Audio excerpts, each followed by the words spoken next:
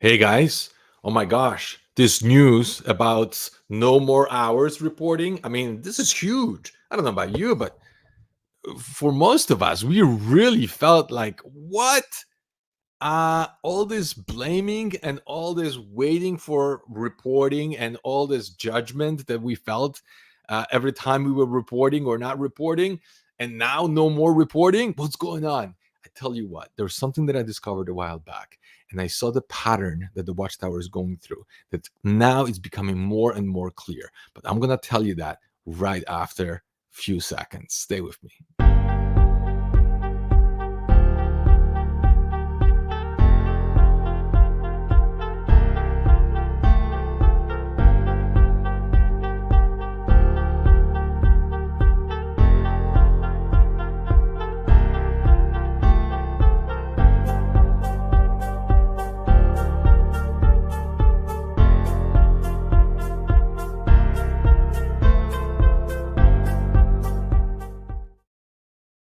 So here's what happened. I'm sitting there on a business training and I'm listening to the speaker.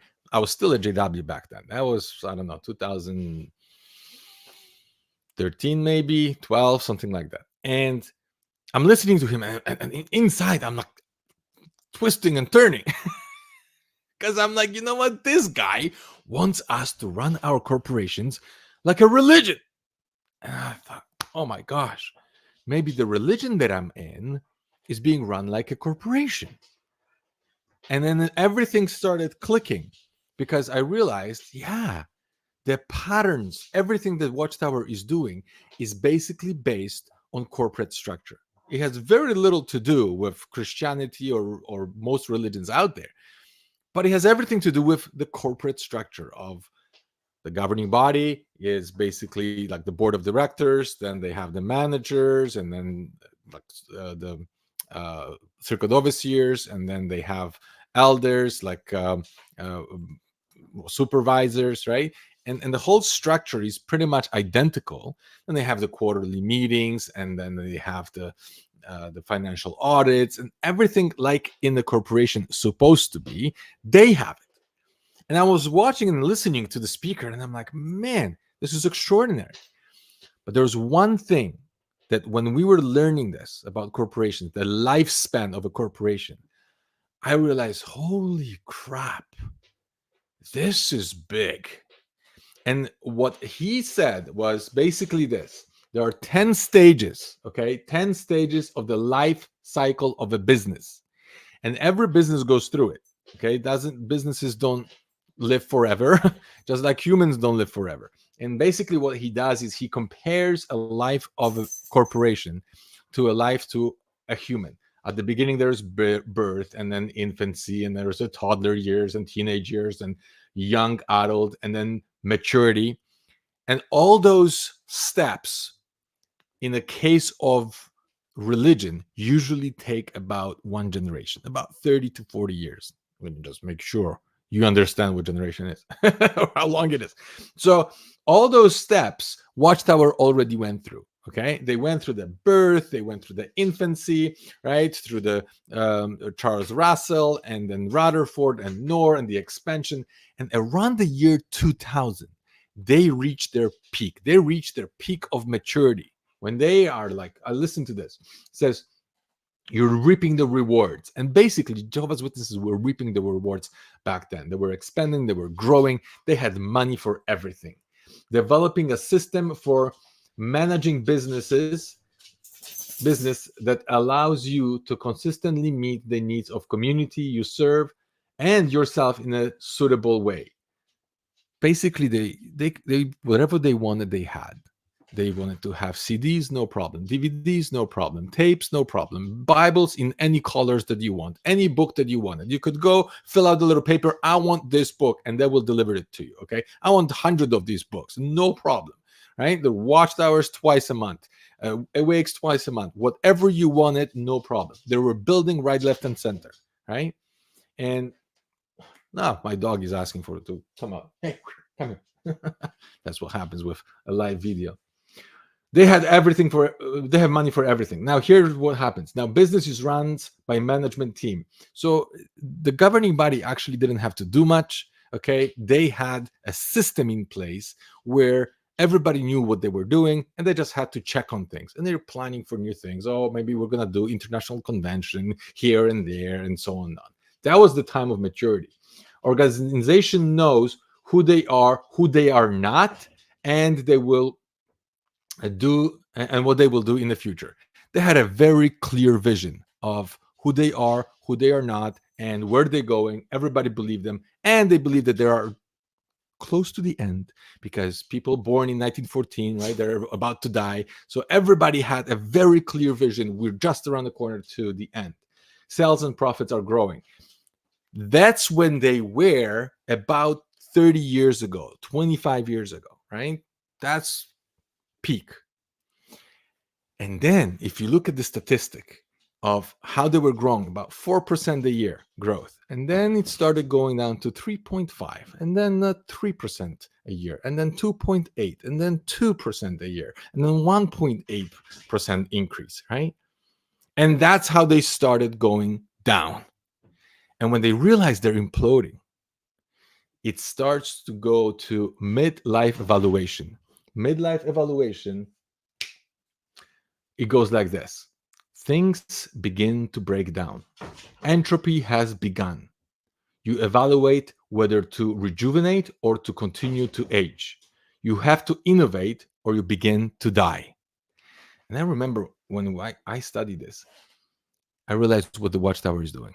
They had to innovate. They realized they're imploding. They realized the curve is going down. Okay, they hit the peak and the curve is going down, and they have to innovate.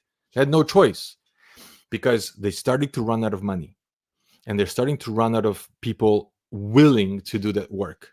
Okay, it's not going away from one day to the next. We're talking about 8 million people very committed to do this. Okay, so it's not going to disappear from one day to the next. But you see the chart, and when you see the chart going down, you could turn things around if you innovate. And they started new website. They started with the videos. They started with card witnessing. They started expanding with different languages, new Bible. I mean, you name it. They started doing everything they possibly could to re-innovate everything that they're all about. Okay, keep the doctrines more or less the same, but they had to bring people in. They had to unload a little bit of their load, from people. So they got rid of the book study, right? So one less meeting. Then the meetings, instead of 45-minute talk, it was half an hour talk, right? And then Watchtowers, instead of 32 pages to 16 pages, and then once a month, not twice a month. Everything started shrinking, cutting the money. No more DVDs, no more CDs. I'm gonna have to let this go, Doug. Sorry about that. And that innovation had to continue. Otherwise, they knew the implosion would happen really, really quickly. So I'm reading this, I'm like, man, this is exactly what they're doing. Okay, this is what's happening. But I think they're already past that point. I think where they are now is they're beginning to age, which is the next section. Aging is when things break down. Okay, they accelerate at a very accelerated pace. State of denial. Problems aren't that big. And this is what I keep hearing all the time. People are saying, well, look at all the pedophile cases. Oh, no. This is just a small problem, Well, you guys are running out of money. You're selling all the kingdom halls, right? Like, no. Just a little bit, a few kingdom halls. We're restructuring to make it more efficient, right? And they're like, well, you're cutting all the funding and this and that. And but we're building a new Warwick headquarters and stuff. It's like they're really in denial. You talk to any Jehovah's Witness, average Jehovah's Witness, they will be in denial. They'll never see that there is, they're shrinking, that the percentages are going down, that people are going down. They'll just keep saying, oh, look at the growth. Even in the COVID, people were going up. And now they're cutting the hours. Why do you think they cut the hours? The year for Jehovah's Witnesses doesn't start from January to December. It starts from September to August. So they saw the numbers in August, at the end of August. In September, the numbers came, and they're like, holy crap, they're not good. And if the numbers are not good, guess what happens? They got to do something to keep the numbers of publishers at a certain height. Okay, that's one. Second, they're really running out of people for leadership. It really is a big problem when you're imploding. Okay, and what brings you down, it's usually the industry. If you are in any corporation and your business is in the industry that it's dying, you're in big trouble. And you got to do a lot of work to stay afloat. And the industry that the Jehovah's Witnesses are in are Christianity. That is their industry. Okay. And the industry of Christianity is going down by a minute. And it's pulling them down because less and less people are interested with doing the work. Plus, believe me, there is tons of people who are baby boomers in the organization. Baby boomers are starting to die out. And because they're dying out, it is a big problem because now the amount of people that are shrinking, and the people who are taking the lead in the congregation, they are less and less. Next one. You begin to attack and blame. Talented people begin to leave. We saw what happened with Tony Morris. I don't know if he was kicked out. I don't know if he left. I don't care. But I see that there is a turmoil there. I see that they're restructuring. I see that they're replacing one guy with two other new guys, right? And they're trying new things and they're trying to restructure things, okay, to keep things afloat. It's one of the first questions when we were appointing elders or ministerial servants. It was always how many hours this guy has. See, the number of hours in field ministry, it was basically like the number one question because it showed the person involvement in the ministry. So if somebody is below average, then of course he cannot take a lead as a ministerial servant or an elder if he is way below average for the congregation. But if you are above average, then of course this is the person who takes the lead, and we should appoint this person if all the other boxes tick, right? But now they don't have that. What they're gonna do, I don't know. I don't really care too much. I just see the pattern. I just see the pattern how they are beginning to age.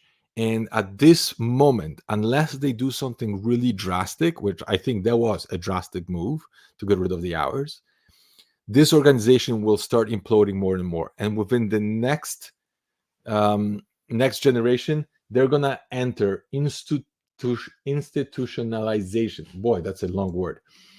This is a time when your organization is basically afloat artificially. It's basically like the person who goes to a hospital and the machine keeps him alive, right? And that happens when organization is kept alive artificially through subsidization, kept alive by systems, rules, policies, but no innovation or focus or serving the needs of the community. At this level, the vision dies. It's like whatever the vision people had, they're realizing the vision is disappearing, that we were maybe not told the entire truth. And this will happen very soon when people are still relying on this overlapping generation understanding. And as the time approaches, this is why I said this is another generation, right? Another 20 to 30 years, they will have to change that understanding no matter what. And at that time, there will be another point where people are like, that vision of us seeing the end of this world, seeing Armageddon, because of the people from 1914 supposed to live until the end, or the contemporaries, as they call it, supposed to see the end, that is dying. They might not survive this.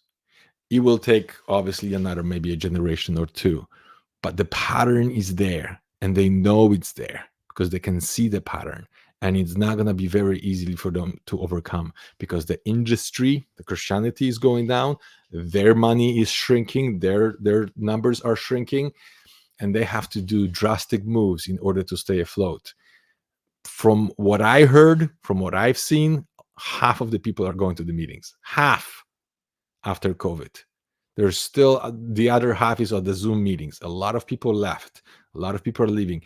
The reason why this is so important for us who already left, I think we have to prepare more and more to help those who are leaving. There's every day there are people leaving. There will be tons of new ones. Okay. There's 8 million of witnesses. There's people joining all the time as well, but there's a lot of people leaving. And when they leave, they will be crushed, just like you were crushed, just like I was crushed. And we might not feel like, oh, you know what? Maybe we feel like, oh, it's about time this thing goes down. Have empathy towards these people. We know what they will be going through because we went through it. Don't be angry at them. Don't be mad at them. They were victims of victims, just like we were victims. We will understand them because we used to think like them. We used to be part of them. We used to go door to door and teach this stuff as well. But then we woke up. Maybe we had major losses. You and I, we both experienced those losses. And we know what it took to recover from those losses. And it will be now our time to show these people that the life can be better, can be amazing outside of this watchtower, outside of this structure, outside of the boundaries that they created. And it will be amazing for many. But we got to show first by our example and then by action towards them. And we can help them. And there will be tons of people asking for that. The watchtower is, I believe, aging. And unless they do more drastic things, more innovation, which I don't see how they could, we will be very much needed. Thanks for watching. I'll see you in the next one.